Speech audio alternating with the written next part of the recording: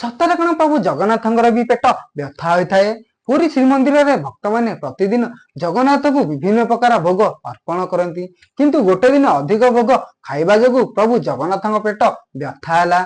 से रातिर असह्य जंत्रणा सह्य न करि से जड़े वृद्ध माँ को स्वप्नादेश देले एवं असह्य पेट व्यथा विषय जणाइले।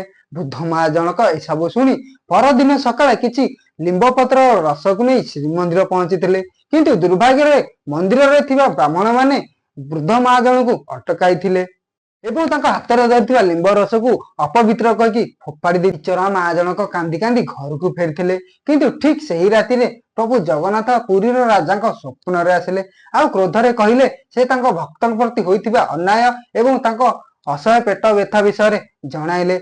यह शुणी राजा तुरंत निदर उठिले, सीधा जाई वृद्ध माँ जनक घरे पहुंची थे। पुणी थे माँ हाथरू से लिंब पत्र प्रस्तुत कले एवं निज हाथ में नहीं प्रभु को अर्पण कले। सेबेठारु प्रतिदिन भोग लगा जिबा परे प्रभु जगन्नाथ को विशेष कर लिंब पत्र दि जाए।